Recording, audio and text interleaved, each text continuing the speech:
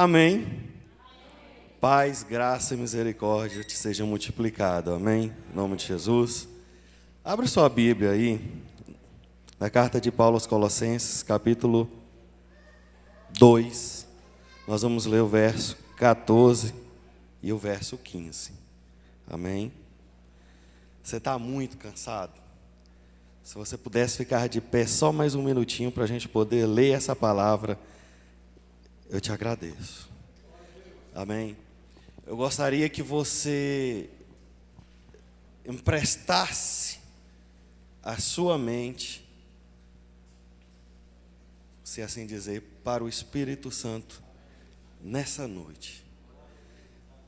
Nós vamos viajar pela palavra de Deus. Eu vou contra Colossenses capítulo 2, versículo 14.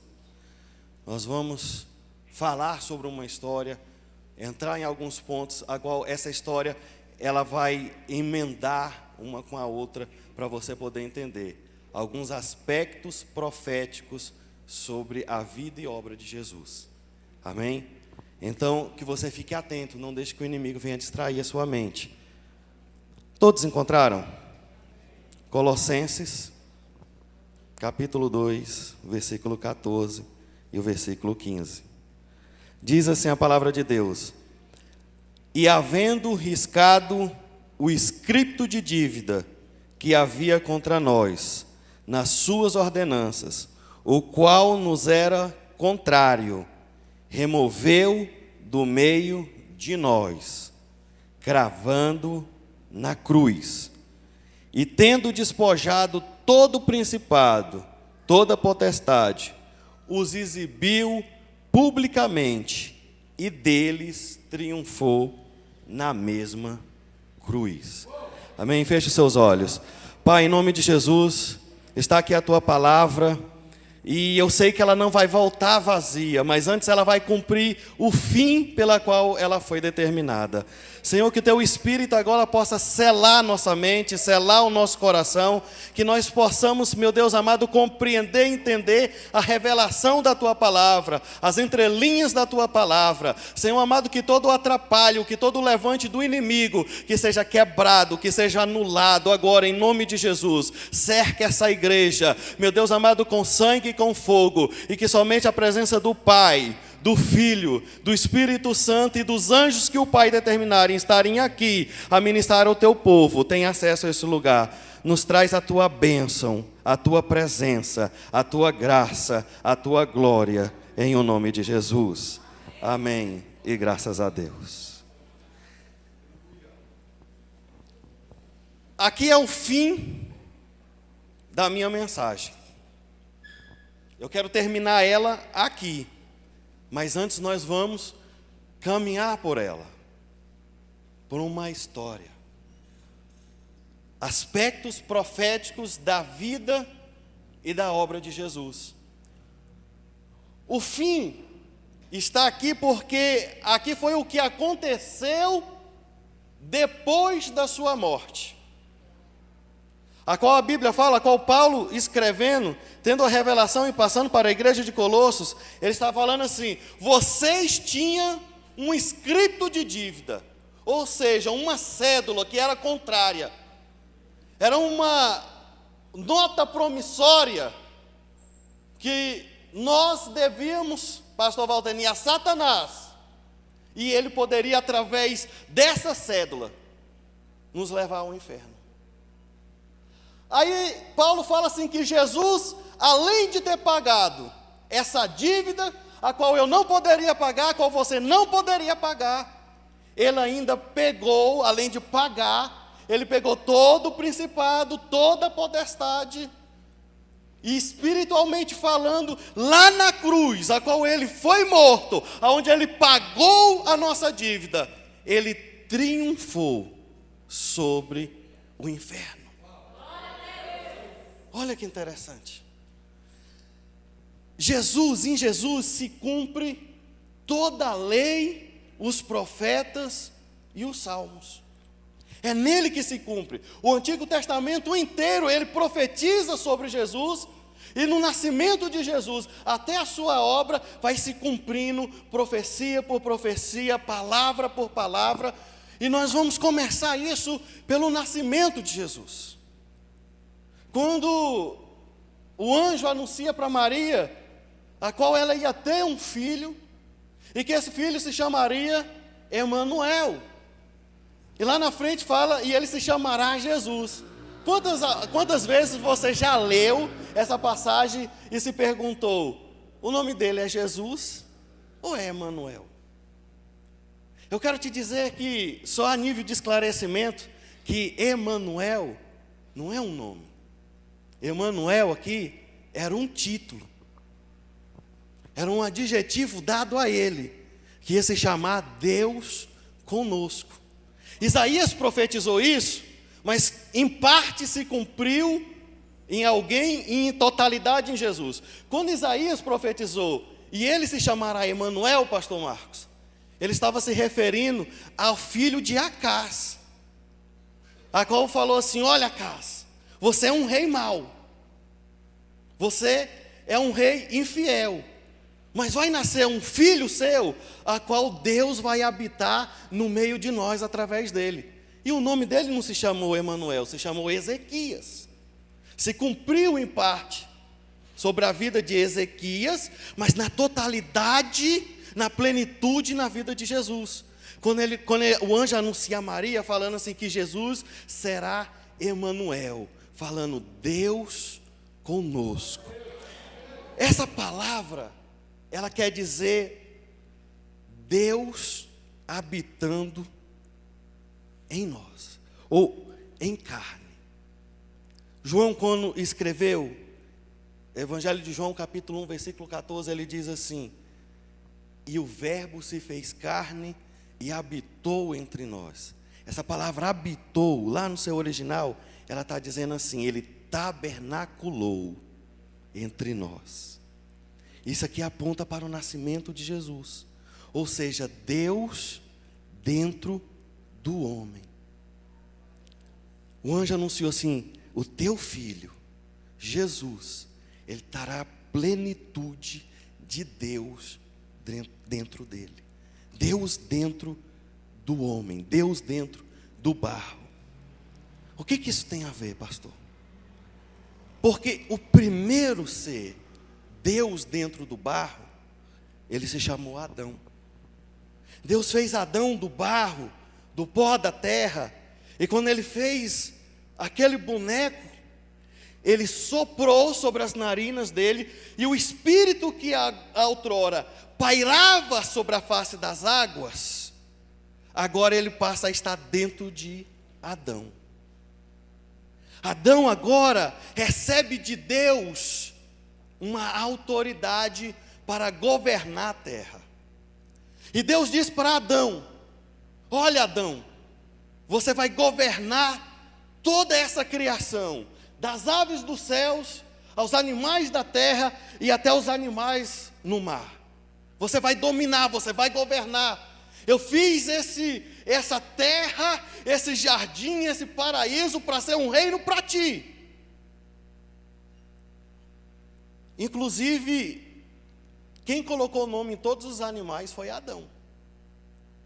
Os animais foram se achegando até Adão, e Adão foi dando nome a todos os animais. Só para você ver a autoridade que foi confiada a Adão. Quando Satanás vê aquilo, e ele quis usurpar o trono de Deus, e foi expulso dos céus, agora ele imagina, ele arquiteta, usurpar a autoridade de Adão, para fazer o seu império na terra, aonde Deus deu para Adão. Aí vem toda aquela história, a qual ele usa a serpente, ele engana Eva, engana Adão, e quando Adão peca, a Bíblia fala que a terra produz espinhos, cardos e abrolhos. Espinhos. O espinho, querido, é símbolo do reino das trevas, de Satanás. Quando Deus vem então trazer o julgamento, ele fala assim, mulher, por causa que deste lugar a Satanás, tu dará à luz com muitas dores. Ele chega para Adão e fala: porque tu pecaste, tu vai trabalhar muito, do suor do teu rosto tu vai comer, a terra se tornou maldita por tua causa. Para a serpente ele fala assim: você a partir de agora vai rastejar e vai comer do pó da terra. Eu fico imaginando Satanás querendo sair de fininho. Ele fala: cão, vem cá. Está vendo esta qual você enganou? Nascerá desta mulher, essa mulher, da semente dessa mulher, a qual tu morderá o calcanhar, mas ele lhe esmagará a sua cabeça. Aleluias. Agora, mas por causa do pecado de Adão, a terra foi sujeita ao pecado e foi entregue ao império das trevas. Começou então uma sucessão, de tomada de Satanás, porque agora quem nascia de Adão já nascia em pecado e automaticamente era escravo dele. Aí veio a lei. Tem uma parte na lei a qual Deus deu a Moisés, que ele dizia algo interessante. Ele falava assim: quando alguém, um homem, um chefe de tribo, de família, ele perder a terra, um parente mais próximo, fala assim, um parente mais próximo, ele pode ser o remidor dessa terra. Ele pode pagar e pode trazer a terra de volta. E assim se foi. E foi passando. Profetas foram profetizando a vinda de Jesus e Satanás sem entender. Porque a Bíblia fala que Satanás não entende as coisas de Deus, porque a mente dele é semelhante e cogita coisas somente de homens. Ele não entendeu nenhuma das profecias, ele não entendia nada a qual Deus falava por meio de mistério, e agora chega ao ponto onde eu comecei falando sobre o nascimento de Jesus. Agora o anjo anuncia para Maria e fala assim: ele vai ser Deus em carne, ou na carne. Ele vai tabernacular, ele vai habitar no meio da humanidade. Ele vai ser Deus dentro do barro. O que é isso? Ele vai ser o que Paulo falou, o segundo, o último Adão. Assim como Adão foi, assim como Deus fez Adão do barro e soprou o Espírito dentro dele, e o Espírito começou a habitar, era Deus dentro do barro, era Deus em carne, agora através de Adão, e quando Adão perdeu isso, agora vem Deus novamente e anuncia para Maria: o teu filho será desta forma, Deus habitando na terra. Olha só, a primeira coisa, sabe o que isso significa? Isso significa que Jesus é o parente remidor de Adão. Sabe o que isso significa? Aquilo que Adão perdeu, aquilo que Adão entregou a Satanás naquele pecado lá no Éden, agora Jesus era como Adão. Por isso que a Bíblia fala: o último Adão veio, e ele veio como o parente mais próximo, o parente remidor, e agora ele pode pagar o preço pela terra. Ele pode pagar o preço pelos descendentes de Adão que nasceram em pecado. Daí o inferno já treme, querido. Mas ainda falta. O parente remidor veio, mas será que ele tem a condição de pagar? Será que ele tem como pagar pela terra? Será que ele tem como pagar pelos descendentes daquele que pecou? E Satanás pensa: do jeito que eu tentei Adão, pela concupiscência dos olhos, concupiscência da carne e a soberba da vida, eu vou tentar Jesus. E a Bíblia fala em Mateus capítulo 4 que o Espírito leva Jesus ao deserto para ser tentado por Satanás. E as 3 tentações: concupiscência dos olhos, concupiscência da carne e soberba da vida, em todas elas Jesus venceu a Satanás, e tendo o direito de resgatar a terra. Adão pecou, mas Jesus venceu. Aí Satanás pensa, pastor Marcos, só que ele está habitando em carne. Um dia ele foi menino, agora ele já tem 30 anos. Se eu matá-lo, ele não vai poder redimir a terra. Satanás não entende as coisas de Deus. Satanás não entende as coisas de Deus. E desde então, ele procura a matar Jesus. Os sacerdotes procuram querer matar Jesus. Jesus, quando estava em público, ou tinha uma grande multidão seguindo, ou quando ele estava só, ele estava em algum lugar escondido orando. Os sacerdotes nunca tiveram uma oportunidade. 3 anos e meio tentando matar Jesus e não conseguiram. Nunca conseguiram. Sabe por quê, querido? Porque não chegou o tempo de Deus. Jesus falou: eles procuram me matar, mas eu vou dar a minha vida. Tenta entender o mistério. Quando chega em tempo de Deus, na Páscoa, daqui uns dias, querido, nós vamos passar pelo período de Páscoa. A ceia que você vai participar hoje é um tipo de Páscoa. Muitas pessoas tomam a ceia sem discernir o que acontece. Muitas pessoas passam pela Páscoa sem entender o que é o motivo dela. Enquanto os judeus comiam ervas amargas, né, pastor? A nossa cultura dá ovo de chocolate. É totalmente para desligar do que é o original.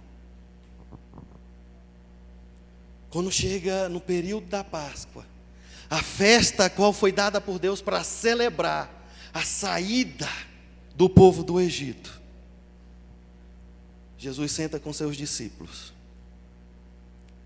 numa quinta-feira, para chegar sexta-feira, e fala: chegou a hora do Filho do Homem.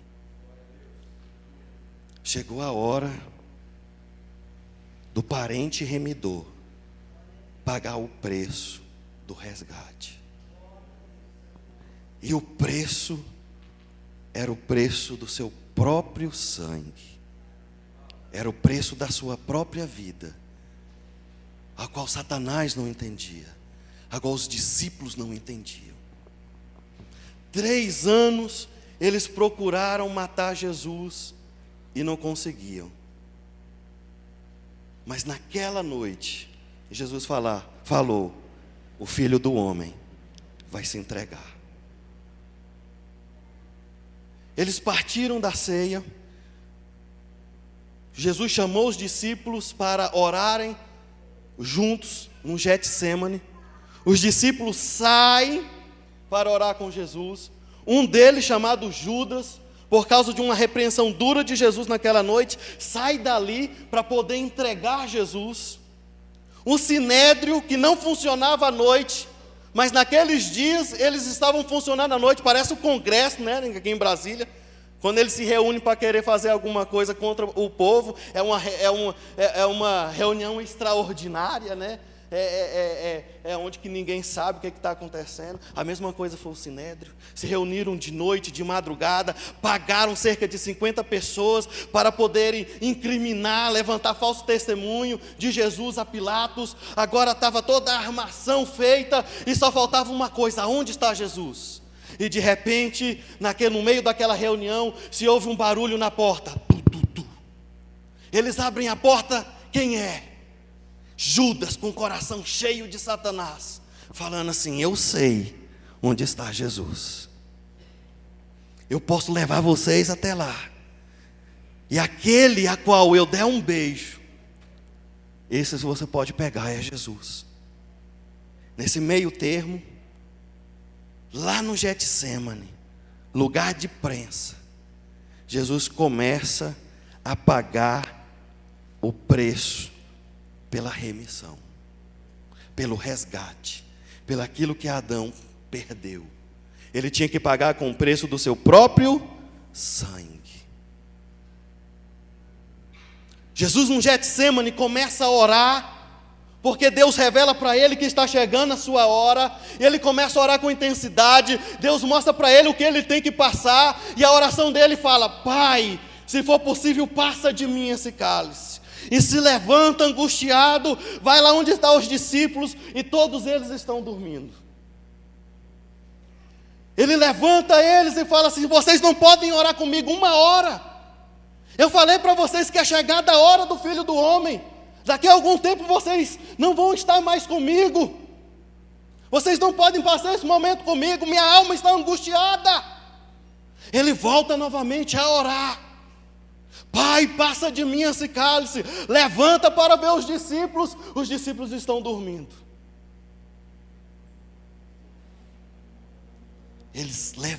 Jesus fala: levanta, vamos orar, a minha alma está angustiada. Aí ele fala assim: porém, o espírito está pronto, mas a carne é fraca. Ele não estava se referindo aos discípulos, ele estava falando da condição dele mesmo. O meu espírito está pronto para a cruz, mas a minha carne está temendo.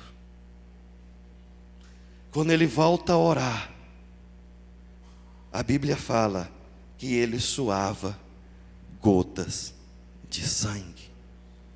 Era o sangue descendo sobre a terra que foi maldita. A ciência diz que isso se chama hemantidrose. É uma doença a qual, quando a pessoa está sob muita pressão, os vasos estouram da glândula sudorípica e se mistura sangue e suor e saem grandes gotas de sangue. Jesus estava tão angustiado, sendo pressionado pelo reino das trevas, o reino espiritual, a qual suava gotas de sangue. Aquele sangue caía sobre a terra. Ele estava pagando o preço do resgate. Quando Jesus se levanta ao encontro dos discípulos, já chega Judas ao encontro dele. Quando ele beija Jesus, Jesus olha para ele e fala assim: amigo, me traíste com um beijo. Só que acontece algo interessante, que só o evangelista Marcos que escreve isso. Porque Marcos estava lá no jardim do Getsêmani. Naquele período do jardim que aconteceu aquilo, ele ainda era um adolescente, um jovem. No Evangelho de Marcos, quando você lê sobre a crucificação, ele está envolto de um lençol. Ele vê aquilo acontecendo. Lá fala que quando os soldados vieram para pegar Jesus, eles caíram por terra. Imagina, pastor Marcos, os soldados vindo para pegar Jesus e eles caíram por terra, mostrando que não era Jesus que estava sendo capturado, era ele que estava se entregando. Quando eles conseguem pegar Jesus, Pedro tira a sua espada e arranca a orelha de Malco. Aí Jesus: Pedro, pega a orelha de Malco, limpa, né? Caiu na terra, coloca no lugar. Fala: Pedro, tu ainda não entendeu que se eu quisesse, eu rogaria ao Pai 12 legiões de anjos, e Ele me salvaria daqui. É necessário. Eles pegam Jesus, e agora eles levam ao sumo sacerdote. Jesus vai ser julgado, tem testemunhas falsas. O cordeiro pascual, a qual o cordeiro que tinha que ser morto no dia da Páscoa, ele tinha que ser examinado 1 semana antes. E no dia que ele fosse morto, ele tinha que ser examinado no mínimo 3 vezes, pastor Marcos. Jesus era o Cordeiro de Deus que tira o pecado do mundo. Foi isso que João Batista falou. Era o período da Páscoa, era o período da sua morte. E para que se cumprisse a lei, ele foi examinado primeiro pelo sumo sacerdote. E não foi encontrado nele defeito. Eles pegam agora Jesus e levam perante Pilatos. E Pilatos é o segundo homem que vai examinar Jesus, e não encontra nele defeito algum. E ele fala assim: eu não posso condenar esse homem é justo. O que vocês têm contra ele? E os judeus falavam: ele se diz rei dos judeus. E Pilatos falou: o que eu tenho com isso? E eles, com o coração cheio de ódio, cheio de Satanás, diziam: porque só pode haver um rei, e esse rei é César. Se César souber que você está tolerando outro rei, alguém que se intitula rei, ele vai te destituir daí, Pôncio Pilatos. E Pilatos pega Jesus, lá na Fortaleza Antônia, leva ele para o meio do pátio e autoriza a chicoteá-lo. Lá no Getsemane, ele começou a suar sangue, que caía sobre a terra. Agora vem a vez das Azorrague. Azorrague não é, como alguns pensam, algum pedaço de vara a qual bateram em Jesus. Era um chicote de 3 a 5 pontas, com pedaços de ossos e ferro, que aonde pegava, querido, saía pedaços de carne. Foi chicoteado 39 vezes. Como Paulo falou, 40 menos 1. Tinha pessoas condenadas a esse castigo que não suportavam. Era sangue que descia em abundância.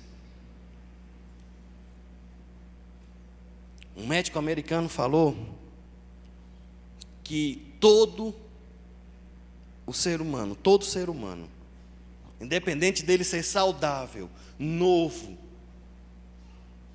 com saúde plena, ele carrega dentro de si 39 raízes de doença que pode estourar a qualquer momento.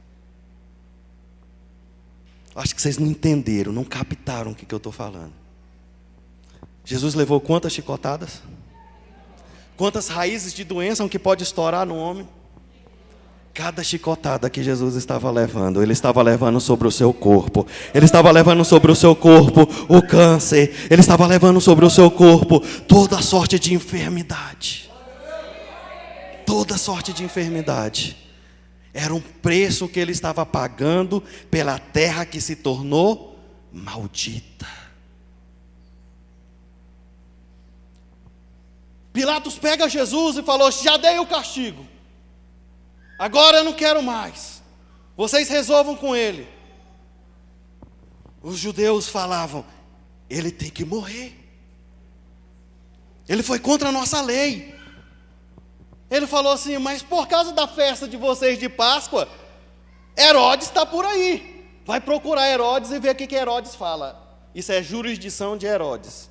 E pela terceira vez, Jesus vai ser examinado por um homem. Era o cordeiro que tinha que ser examinado no dia da sua morte 3 vezes. Herodes olha para Jesus todo chicoteado, todo aberto, pastor Marcos, e pensa assim: esse que é o rei dos judeus? Esse? E Herodes, por meio de uma chacota, ele faz mais um ato profético. Ele tira a sua capa de rei e coloca sobre Jesus. Coloca uma cana em uma das suas mãos para falar: esse é seu cetro. Mas ele faz algo que é poderoso no reino do Espírito. Ele pega uma coroa de espinhos e coloca sobre a cabeça de Jesus.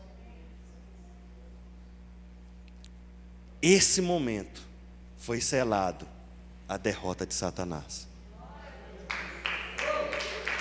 Amém? Fala assim: por quê, pastor? Não, mais forte. Por quê, pastor? Porque quando Satanás usurpou a terra, o que nasceu naquela terra, que era um paraíso? Espinhos. Os espinhos eram o que? Era o símbolo do império das trevas. Na antiguidade, querido, quando tinha guerra entre 2 reinos, o rei que perdia, O rei que perdia a guerra era levado no meio da praça pública, aonde estava o rei que venceu, e no meio de todo mundo, ele tinha que vir de cabeça baixa, humilhado, e quando chegava diante daquele rei que vencia, ele tinha que tirar a sua coroa e entregar para ele. Sabe o que é isso? Quando Herodes colocou a coroa de espinhos, espinhos que é símbolo de Satanás, que era símbolo do seu império, ele estava colocando na cabeça de Jesus e dizendo: agora pega a coroa, porque tu é o rei vencedor, tu és o rei que venceu. Tome a coroa que é de Satanás. Podia ser de espinhos, mas era de Satanás, e como ele perdeu, ele tinha que entregar. Está vendo como que Satanás não cogita as coisas de Deus, mas a dos homens? Agora foram os soldados levando. Agora Herodes fala assim: eu não tenho nada com isso, devolve para Pilatos novamente. Aquela coroa de espinhos não é como nós vemos em alguns filmes ou em desenhos pintados em quadros, espinhos de roseira. Espinhos do deserto da Judéia era do tamanho de um dedo. Imagine colocando aquilo sobre a cabeça de Jesus, mas a Bíblia fala que até chegar em Pilatos novamente, os soldados foram batendo com aquela cana, com aquele pedaço de madeira na cabeça de Jesus. E aqueles espinhos foram penetrando. O rosto de Jesus foi inchando. É por isso que Isaías viu o rosto dele, deformado. Agora chega Jesus diante de Pilatos. E Pilatos fala: de novo? Para mim esse homem está livre. E aquele judeu, cerca de 50 pessoas, pastor Marcos, pago pelo sumo sacerdote, estava gritando assim: crucifica-o, crucifica-o, crucifica. Agora Pilatos tem uma grande ideia. Ele quer salvar Jesus.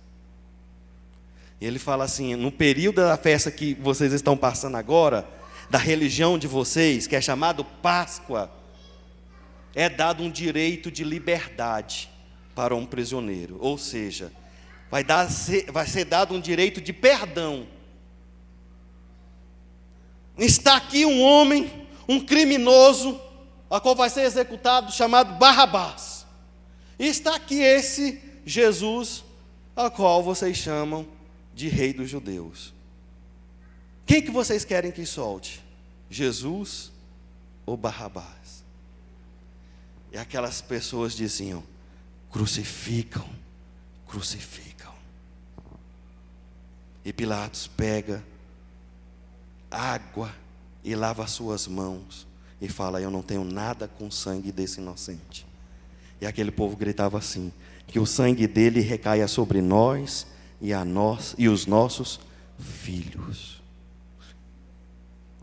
Sabe o que é isso, querido? Existia cerca de 6 milhões de judeus.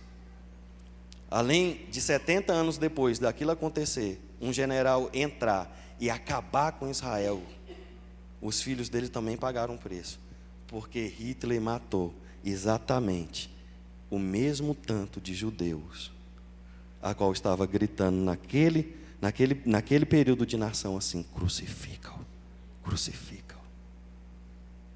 Era o sangue que eles estavam pedindo que recaia sobre nós e os nossos filhos. Cuidado com o que você fala. Eram 3 condenados naquela noite. 2 já tinham descido. Faltava somente Barrabás, a qual Pilatos tinha segurado lá para poder livrar Jesus. Mas eles escolheram crucificar Jesus. O reino de Deus, querido, é reino de escolha, não é de imposição. O império das trevas é por imposição. Ele escraviza por meio do pecado. Mas Jesus é por escolha. Eles escolheram crucificar Jesus. Pilatos lava as mãos e fala: então agora escreve a condenação. Porque quando alguém morria na cruz, era feita uma placa com o crime dele, para ser colocado lá em cima da cruz. Aí agora vem mais outro ato profético. Quando perguntaram para Pilatos, qual é o crime dele? O que a gente escreve na plaquinha, para todo mundo ver, quando ele estiver crucificado?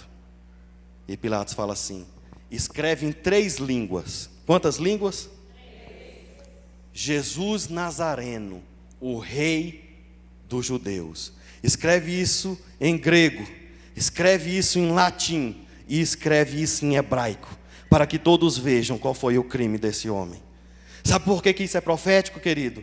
Porque o grego é símbolo de conhecimento, é símbolo de sabedoria humana. Latim era a língua dos romanos, simbolizava a força humana. E o hebraico, a religião. Quando ele escreveu ali, Jesus Nazareno, rei dos judeus, é um ato profético dizendo: Jesus é rei soberano sobre o conhecimento humano, sobre a força humana e sobre toda a religião.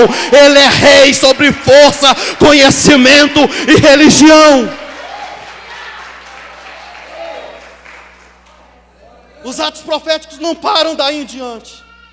Já tinha derramado sangue no Getsêmani, já tinha derramado sangue ali quando ele foi chicoteado.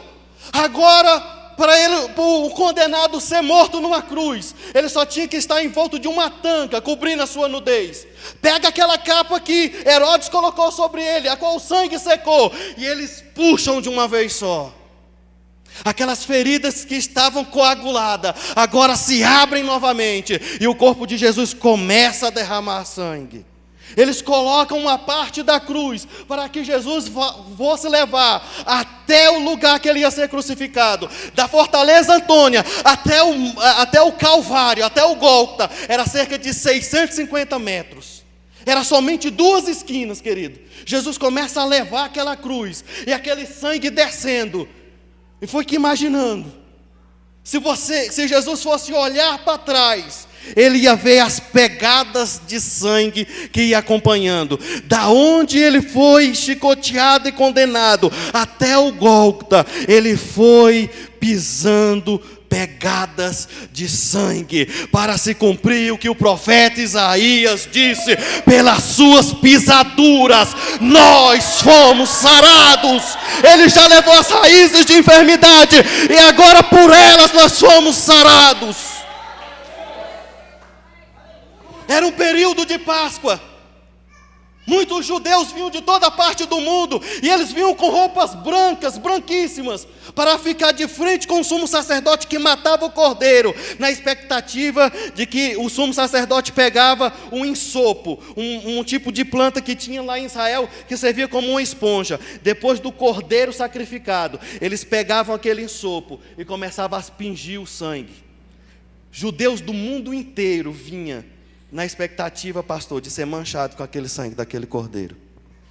Naquele dia, numa esquina, na primeira esquina, tinha um homem chamado Simão o Cirineu.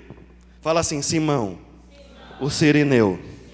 Quarta-feira eu quero falar sobre ele. Era um africano que veio lá da África para celebrar a Páscoa dos judeus. E como tinha uma multidão acompanhando Jesus até o Calvário, ele estava no meio daquela multidão, de frente com aquela esquina, pastor Marcos. E Jesus veio cambaleando, porque estava fraco, derramando muito sangue. Ele caiu e com uma das mãos pegou numa pedra, que por sinal até hoje está lá naquela esquina. E com a outra segurando a cruz, e começa a descer sangue. Vem um soldado e olha para Simão Cirineu e fala: leva a cruz. Simão Cirineu pensa consigo: mas eu estou com a roupa branquinha, eu estou com a roupa que eu vim para receber, pastor Valteli, os pingos daquele cordeiro que vai ser morto. E o soldado bota a mão na espada e fala: leva a cruz. E quando ele não tem alternativa, ele chega para pegar a cruz e Jesus coloca a mão nos ombros dele. Aquelas mãos ensanguentadas. Ele veio com a expectativa de ser aspergido com o sangue de um cordeiro qualquer que ia morrer. Mas ele foi marcado com o sangue do cordeiro. Aleluias. Mas isso é um ato profético. Porque a África é um continente amaldiçoado. Porque Noé amaldiçoou o seu filho Cão. O seu filho Cã. E ele povoou a África. Era um pedaço da terra amaldiçoado pelo próprio Noé. Simão Cirineu, Simão africano, só foi levado naquele dia e naquela hora para que o sangue de Jesus falasse: eu estou anulando a maldição de Noé sobre este continente, porque toda a terra vai ser minha. Salmo 24 diz isso, que toda a terra é de Jesus. E não tem maldição que seja maior do que o sangue de Jesus. Simão Cirineu, pastor, só levou aquele cruz de uma esquina até a outra. Só foi para isso. Agora Jesus toma a sua cruz. E falta somente uma esquina para chegar no Monte Calvário. Fala assim: Calvário. Gólgota. É o mesmo nome, só que Calvário é um nome grego. E Gólgota é um nome hebraico. E o nome em português, sabe como é que é? Caveira. Fala assim: caveira. Caveira. Era o Monte Caveira, aonde a cruz ia ser erguida. É mais um ato profético. Porque caveira, o que você lembra de caveira? Caveira lembra morte. Morte lembra pecado. Pecado lembra Satanás, inferno. Lá no Monte Calvário, lá no Monte da morte. Aí pega Deus, coloca a cruz. E na cruz erguida começa a derramar sangue. Sangue que simboliza a vida. Era o sangue, era a vida sendo derramado sobre a morte. Era mais um ato profético. Era a morte sendo vencida por Jesus de Nazaré. É aquilo que Paulo falou: morte, onde está a tua força? Aonde está o teu agrilhão? Jesus ressuscitou. Aleluias. Glória a Deus. Era sangue, era vida sendo derramado sobre a morte. E Satanás, numa expectativa grande, ele vai morrer. Mais um ato profético. Pega-se a mão de Jesus e coloca num lado da cruz. Pega-se um prego com cerca de 12 centímetros lá na mão dele e começa a bater. Pá, pá. Sabe o que isso significa? O que Isaías escreveu dizendo assim: ele escreveu o nosso nome na palma das suas mãos. Sabe o que era aquilo? No mundo físico era simplesmente um prego, mas no mundo espiritual ele estava falando: eu estou escrevendo o teu nome na palma das minhas mãos, para que toda vez que eu olhar, eu veja o teu nome escrito lá. Jesus não vai esquecer de você. Quando ele ressuscitou e apareceu para Tomé, ele estava com o corpo glorificado, mas ele fez questão de que os cravos, a marca dos cravos da cruz, ficasse lá. É o teu nome escrito nas palmas da mão dele.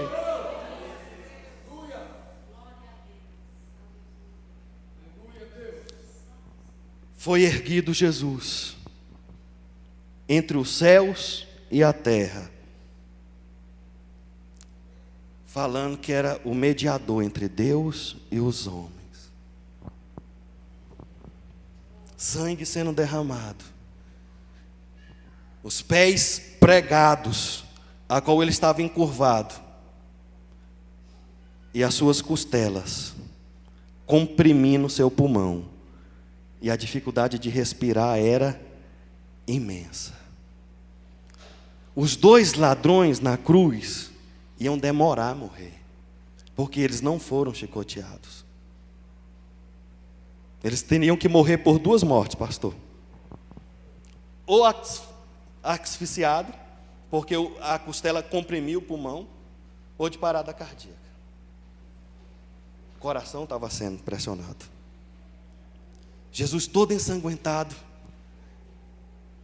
foi como ovelha muda ao matadouro. Porque bode, quando vai morrer, ele esperneia, irmão. Dá chifrada. Mas ovelha que é ovelha, quando vai morrer, ela só faz uma coisa: ela chora. Mas ela não dá um berro. Ela sabe que vai morrer, mas não berra.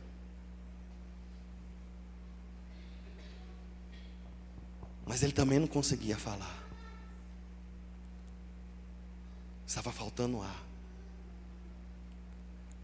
Aí Satanás entra no coro de um e fala assim: se tu for Deus mesmo, por que tu não desce daí? Salva a ti mesmo e salva a nós. E Jesus, com dificuldade de respirar, ficou calado. Aí o outro do outro lado diz assim: homem, nós merecemos estar aqui porque nós somos criminosos, mas esse aí não tem mal algum contra ele. E vira para Jesus e pede para que ele lembre dele no seu reino. Jesus tinha uma dificuldade de respirar imensa por causa da crucificação. Força já não tinha.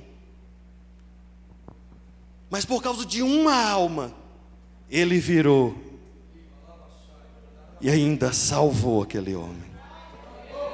Só a nível de esclarecimento aqui, na sua tradução aí da sua Bíblia está escrito assim: Jesus vai olhando para ele falando assim: ainda hoje estarás comigo no paraíso. Não é isso? Uma pessoa uma vez me questionou dizendo: se ele ressuscitou só o terceiro dia, como que ainda hoje, na sexta-feira, ele ia estar com ele no paraíso? Na tradução grega está escrito assim, quando o homem falou assim: lembra de mim quando entrares no teu reino. E Jesus vira para ele e fala assim: eu porém te digo hoje, eu porém te digo agora, tu entrarás no paraíso. Aleluia. Ele não estava dizendo, pastor Marcos, que ainda hoje estará no paraíso. Jesus estava dizendo: hoje eu te digo, estarás no paraíso. Estarás no paraíso. Sofrendo, mas não mediu esforços para salvar um. Por isso que eu digo para você, se você fosse a única pessoa no mundo, ele tinha passado por tudo aquilo por amor a você, para salvar você. Para salvar você. Agora ele passa pela parte mais difícil de toda a crucificação. Não eram as dores. Agora o pecado estava sobre ele. O pecado do mundo inteiro. Não era o pecado do passado, era o pecado do passado, era o pecado daquele povo e era o pecado das gerações que ainda iam vir. E uma coisa que separa o homem de Deus é o pecado. Quando todo o pecado estava sobre Jesus, Deus virou as costas para ele. E ele grita: Eli, Eli, lama sabachthani. Deus meu, por que me abandonaste? Vieram soldados e colocaram mirra, vinho para ele beber. Era um tipo de analgésico, para ele parar de sentir dor. Eles pensavam que Jesus estava delirando. Jesus rejeitou. No pensamento de Jesus, ele estava falando: eu não quero analgésico, eu quero pagar todo o preço. quando o último pecado da última pessoa que vai nascer até a volta de Cristo foi imputado sobre ele, ele deu um brado na cruz. Ele gritou assim: Tetelestai, que significa está consumado, está pago, e morreu. Segura, já estou acabando. Ele gritou: está pago, e morreu. Satanás olhou e começou a celebrar. Ele era o remidor, ele era o parente mais próximo, ele podia resgatar a terra, mas agora ele está morto. E além dele estar morto, ele morreu em pecado. Ele morreu com o pecado da humanidade. E quem morre em pecado vai para onde? Satanás. Se tu sofreu aqui na terra, tu vai ver o que tu vai sofrer no inferno. Agora ele pega todas as hortes, e vai descer ao inferno esperando a alma de Jesus. Segura a revelação. Jesus agora ensanguentado, daquele jeito, como um cordeiro que pagou o preço pelo pecado. Hebreus capítulo 9, começa 8, 9 e 10, na sua casa você lê. O escritor de Hebreus vai falar assim, que o tabernáculo que Moisés fez foi uma réplica, uma cópia do que ele viu no céu. Então no céu tem um tabernáculo.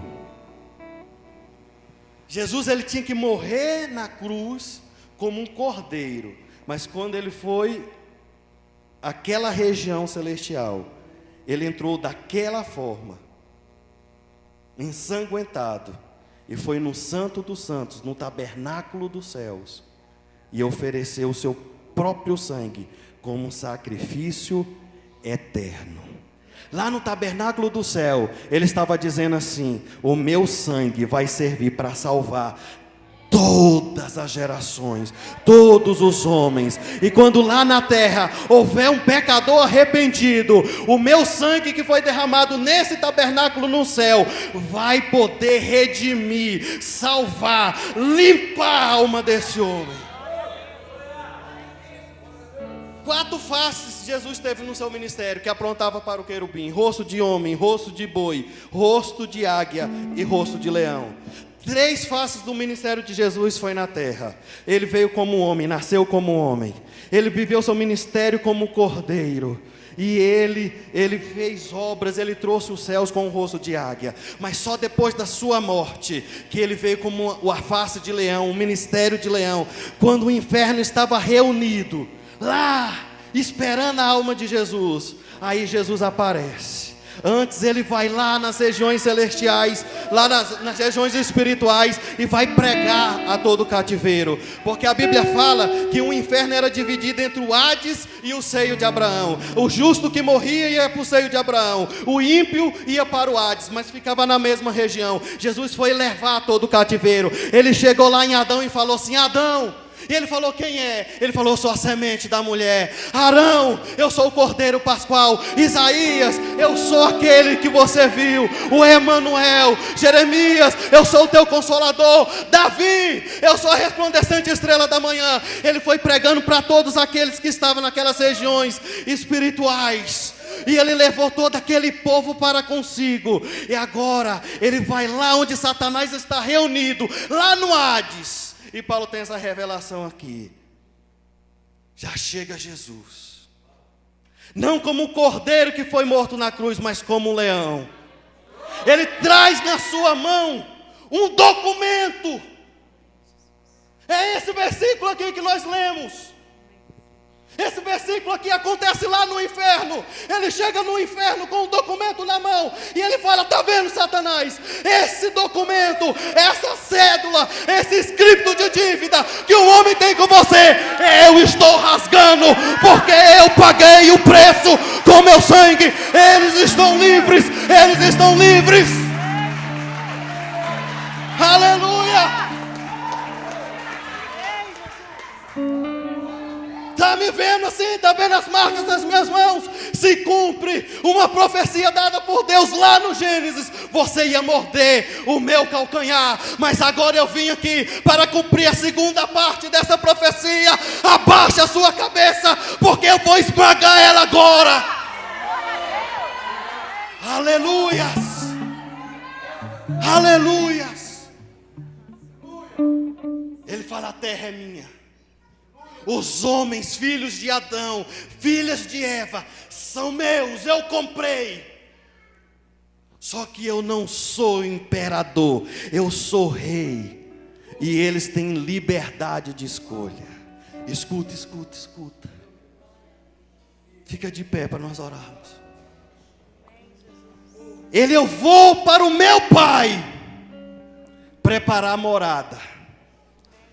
E a terra é minha. Mas você ainda pode apregoar. Você ainda pode enganar. Você sabe por que Jesus permitiu isso? Porque Ele estava falando: porque todos aqueles que de livre coração me receber e se arrepender dos seus pecados, esse vai reinar comigo. Você ainda pode enganar, porque eu não quero ninguém por força, eu não quero ninguém por violência, eu não quero ninguém por imposição. Eu quero aqueles que dobrem os seus joelhos espontaneamente. Porque um dia, Satanás, essa terra era um jardim, e por causa do pecado de Adão, essa terra foi amaldiçoada. Nasceu cardos e abrolhos, nasceu espinhos. Você contaminou a terra, mas eu redimi, eu comprei ela. E no dia que eu voltar, no dia que eu te condenar, eu condenar você, condenar os seus anjos, condenar aqueles que te aceitarem, aqueles que te seguirem, eu vou destruir essa terra que eu comprei, e lá do céu vai descer uma nova terra, a nova Jerusalém, um novo Éden, e o meu povo, o povo do meu reino, vai habitar numa nova terra, num novo céu, e lá não vai haver lágrimas, lá não vai haver dores, lá não vai haver tristezas. E me perguntaram uma vez: será que não corre o risco da história se repetir? E eu falei: não, querido, não corre o risco, porque Adão entregou a terra para Satanás. A segunda terra não vai correr esse risco. Primeiro, que Satanás já vai estar no lago de fogo e enxofre. E o segundo, porque o último Adão se chama Jesus, o Nazareno, o rei, mas não é rei dos judeus, o rei sobre toda a terra, sobre toda língua, raça e nação.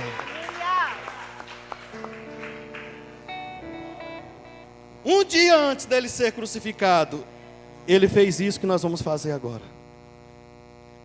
Ele pegou o pão, ele pegou o vinho e ele disse: vamos celebrar a ceia, e isso vocês vão fazer até que eu venha. Porque toda vez que você fizer isso, você vai lembrar. Vocês vão lembrar do que eu fiz por vocês. Eu fui o parente remidor. Eu era Deus e se fiz homem para poder redimir a terra, resgatar o que Adão perdeu, pagar o preço pelos seus pecados. Eu me fiz homem para ser um parente remidor. Lembre-se disso. Se vocês têm vida e a têm em abundância, foi porque eu morri por vocês. Foi o meu corpo que foi moído, foi o meu corpo que foi repartido, e foi o meu sangue que verteu. Feche os seus olhos agora em nome de Jesus. Alabertubi cantaramanais. Paulo escreveu dizendo assim: se Deus deu o seu Filho para morrer na cruz por nós, então Ele também nos dará qualquer coisa. Aleluia. Você não precisa ser abençoado. A bênção já foi paga. Você é uma bênção. Tudo que você precisa Paulo falou assim: estão nas regiões celestiais, porque Jesus conquistou isso na cruz. Tudo, querido, tudo que você precisa, Jesus já pagou o preço, Ele já comprou por você. Está nas regiões celestiais. Você precisa estar com Cristo lá. É porque às vezes nós não andamos como aqueles que foram comprados. Às vezes nós temos a mente ainda como o povo que saiu do Egito. Eles saíram do Egito, mas o Egito não saiu de dentro deles. Ainda nós temos um pensamento ainda muito débil, muito fraco. Porque quando nós pensamos que Jesus triunfou na cruz e Ele nos entregou essa vitória, nós temos confiança. Eu vou ler o versículo 15 do texto que nós lemos. Eu gostaria que você fechasse os seus olhos e levantasse as suas mãos. Eu vou ler esse versículo e vou entregar aqui a palavra para o pastor. E eu quero que esse versículo seja profético para a tua vida. Olha por que você é vencedor. Porque Ele despojou todo o principado e toda a potestade, e exibiu publicamente deles, triunfando na mesma cruz a qual Ele foi morto. Lá na cruz que Ele foi morto, Ele levou Satanás, Ele levou os principados e falou: essa cruz a qual eu morri, eu estou triunfando sobre vocês. O meu povo é vencedor. O meu povo é vencedor. O meu povo é mais que vencedor. Aleluia, aleluia.